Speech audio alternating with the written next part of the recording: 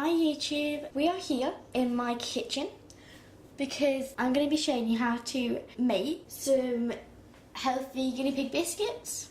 By the way, I got this recipe offline.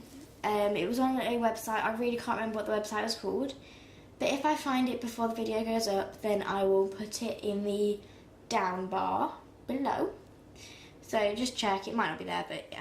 Like, before you start, I'd recommend preheating your oven to 200 degrees Celsius. Okay, what you'll need for this particular recipe: a chopping board, a knife. You need it quite sharp, it's going to be for cutting like veg. I also have this massive knife here. This is for when I dice some of the veg. So yeah. Then you'll need a grater. A grater needs to have these small holes, if that makes sense. So you need to have these holes in, because that's what you'll be using. If they don't, you'll just have to dice them.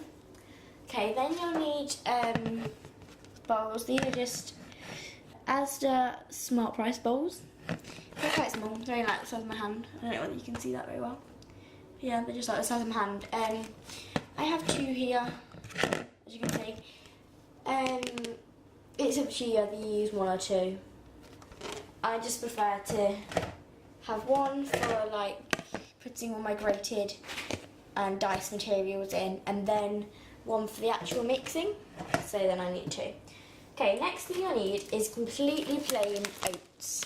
Okay, so they're just completely plain normal oats. These are Scottish porridge oats by Sainsbury's. Our ingredients: whole grain oat flakes, 100%. That's what you need. There is hardly any left in here. There's only about that much left. You don't need too much. Next thing you'll need is golden syrup. Now, I know a lot of people obviously wouldn't be happy with this. You can use honey as well, but we don't have any honey. You only use a tiny, tiny little bit just to sort of hold it all together. So seriously, don't worry. My guinea pigs, they've had them loads and they've never ever got ill because it's only a tiny bit of syrup or honey. You do also need a baking tray and greaseproof paper if you have any of that. If you don't, it's fine to just put it on the baking tray. I do that quite a lot. Okay, I'm just going to show you what veg I've got. You can use fruit and you can use any veg you want at all. Okay, so let's just start from the start. Okay, these are sugar snaps. And it just says crisp and sweet by Sainsbury's. There's only a few left because my guinea pigs love these, so I use them loads. Then I have like a tiny little bit of cabbage. My guinea pigs do like this quite a lot. Just be putting a few little leaves in there. I might not be using all of these because I do have quite a lot. I have like 4 or 5 things, and I normally only put about 3 in. So, you know, I might be using all of these. The next thing is just one little carrot. I put carrot in all of them because it really entices my guinea pigs to eat them. So it is like their favourite food. So I'd always recommend putting their favourite 1 or 2 foods in there, so that it's that bit more of a treat for them. Probably only going to be putting 1 in, so that's why I put the carrots and the sugar snaps in, because they're their favourite. And finally, cucumber. I always put cucumber in. Not all my guinea pigs are keen on it, but the water content in cucumber and the carrot as well. If your guinea pig really doesn't like cucumber, carrot is fine when you grate it, but the water content does help to bring it together. Okay, so first thing you'll need to do is get your chopping board and get your first ingredient. I've decided I'm going to use the sugar snaps and then the carrot and cucumber. And then if it's a little bit too watery, then I'll put a tiny bit of the cabbage in. Okay, so I've just got 4 ingredients here. I probably won't be using the cabbage though, so don't worry about that. Like I said, you can use absolutely any fruit or veg as long as you're absolutely sure it's safe for them. Do not use iceberg lettuce. I think everyone who has guinea pigs knows that. Let's get on with it. Okay, so first thing is your grater, and you just want to get your first ingredient, which mine's going to be my carrot. And I chop the ends off my carrots because my guinea pigs prefer, they don't actually like the end, and the end is hard to like grate. Pop that over there. Then you just want to grate it. So you want to grate all your carrot. It gets like all over you, but you know.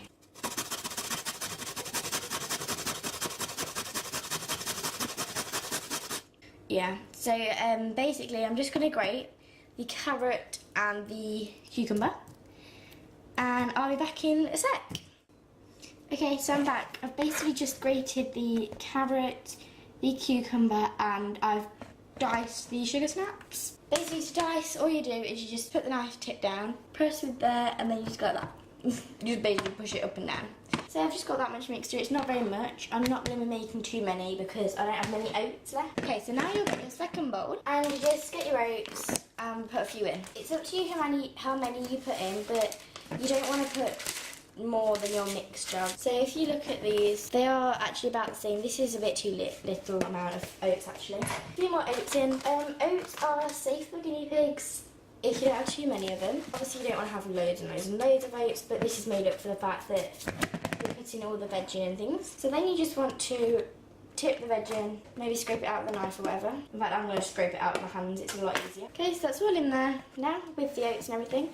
And now you just want to sort of massage it round with your hands, almost like you're mixing a dough until they're all combined and bonded together. It's at this point that you'll know whether you have enough veg and whether you have enough oats. Because if there's a lot of veg scattered around the edge, then you obviously haven't got enough oats, and if there's a lot of oats around the edge, you obviously haven't got enough veg.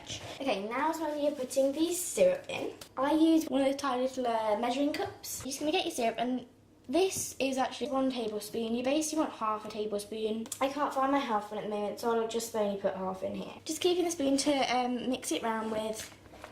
Hopefully it won't get too stuck to the spoon. Okay, so you just want to get all this syrup in there. It doesn't really matter if you have a bit of syrup on the edge. So you just put that aside. Now I'm just going to get my baking tray. It doesn't actually have sides except for the but oh well.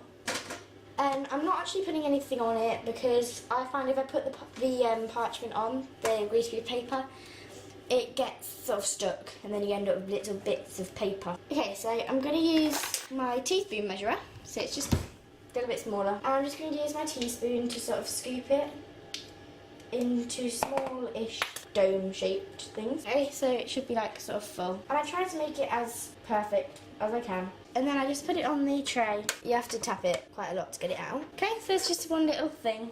So yeah, I'll probably be back when they've cooked. I'm just going to finish off this and chuck them in the oven. So, bye for now.